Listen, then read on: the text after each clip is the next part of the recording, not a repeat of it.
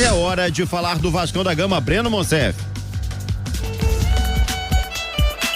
Vamos lá, Azevedo. O Vasco hoje fechando a preparação para enfrentar amanhã o Fortaleza em São Januário, e vai ser o início de uma sequência de jogos no Rio de Janeiro, porque pro Fernando Diniz, apesar dele pegar o Vasco no Z4 do Campeonato Brasileiro, na Sul-Americana, só podendo chegar aos playoffs e tendo a necessidade de vitória para avançar pelo Operário na Copa do Brasil, o Fernando Diniz pode ter algo favorável nesse início de trabalho: o fator casa. Porque amanhã pega o Fortaleza em São Januário, na terça-feira também em São Januário, pela volta da terceira fase da Copa do Brasil, pega o Operário. Na ida foi empate em 1-1, ou seja, ele tem a obrigação de vitória. Na semana que vem tem o Fluminense pelo Brasileirão no Maracanã, o mando é do Fluminense, mas o jogo é no Rio de Janeiro. E aí na outra semana pega o Melgar em São Januário também, encerrando a fase de grupos da Sul-Americana, tendo que vencer. Se empatar tá fora, se vencer vai para os playoffs da Copa Sul-Americana. E aí dia 31, para fechar o mês, também tem jogo no Rio, pega o Bragantino em São Januário. Ou seja, 5 jogos seguidos no Rio de Janeiro, 3 pelo Campeonato Brasileiro, o Vasco está na zona de rebaixamento, 1 pela Copa do Brasil, o Vasco tem a necessidade de vencer para avançar, e 1 pela Sul-Americana, na qual o Vasco também tem necessidade de vencer para avançar a competição. Então é um fator que, é claro, é favorável pela logística, pelo tempo de trabalho. Fernando Diniz teve um treino na segunda-feira, e na terça-feira a gente já viu o Vasco com uma outra postura. É o início de um dinizismo no Vasco da Gama. Na quarta-feira não teve treino, foi regenerativo apenas, né? / folga. Ontem e hoje os treinos para enfrentar o Fortaleza amanhã.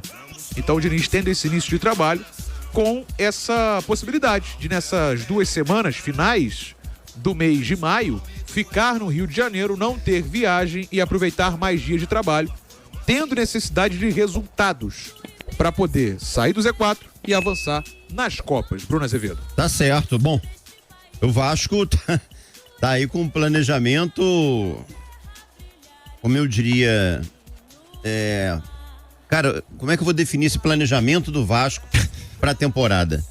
Seria um planejamento de emergência ou de urgência, hein, Gabriel?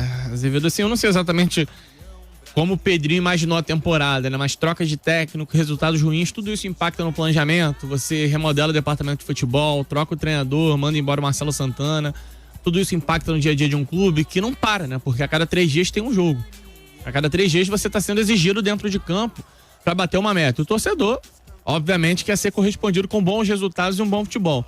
E o que mais me preocupa é que tem pela frente aí mais uma semana complicada, que começa com esse jogo diante do Fortaleza amanhã em São Januário. Vasco vai voltar a viver a atmosfera de São Januário, que é positiva, mas se o resultado não vier, a pressão aumenta. E assim, não sei se a galera tá ligada, mas na terça-feira tem Vasco e Operário. De novo em São Januário, numa competição de mata-mata. Vasco não abriu vantagem em Ponta Grossa.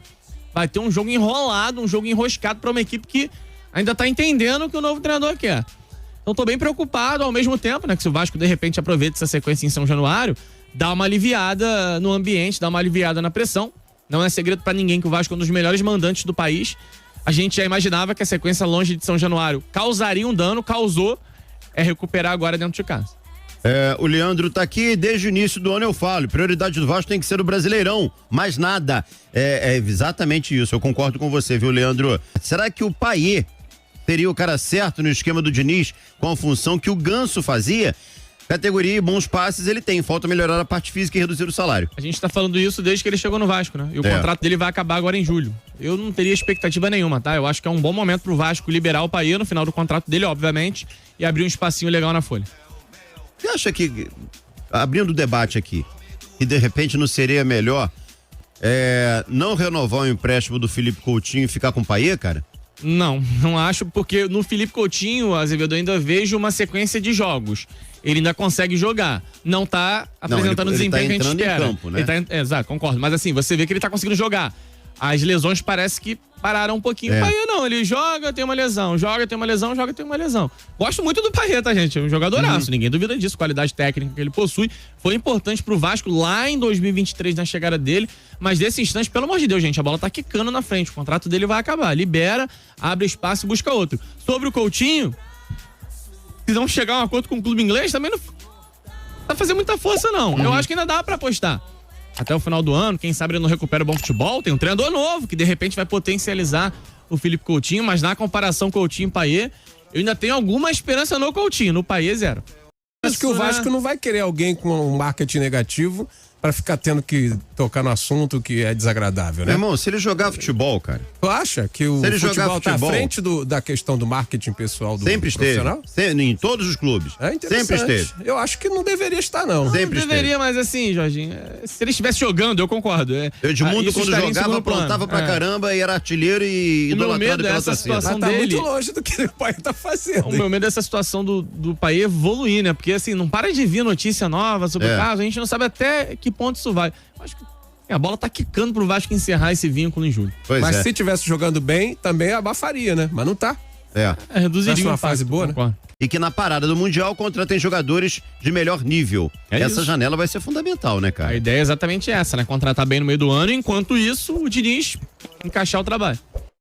Cara, eu acho que o Vasco deveria priorizar completamente o Brasileirão. Eu já falei isso aqui, né? É porque tem o último jogo, né, contra o Melgar, que provavelmente o Vasco até vença e aí vai avançar pra aquele playoff. Não tem comentar pra perder, né, Carlão? Assim, mas concordo contigo. Prioriza o brasileiro, se tiver que poupar, poupa na Sula. Tá certo. Bom, o Obadias tá aqui, olha, vocês estão sempre dando chance e esperança do morto do Coutinho. Ele não tem força nem pra comemorar os gols, tá mortinho, coitado. O Coutinho realmente tá me incomodando bastante, cara, a postura dele em campo. Eu acho que foi o Villani, que falou que o Coutinho tá triste, né? Ele tá triste em campo. Eu concordo, cara, parece que ele tá desmotivado, entendeu? Postura do cara mostra isso um pouco, né? E aí cabe ao Coutinho mudar isso, nos né? contrariar, mudar isso. Só depende dele, né? Não tem como ninguém fazer nada por ele nesse sentido.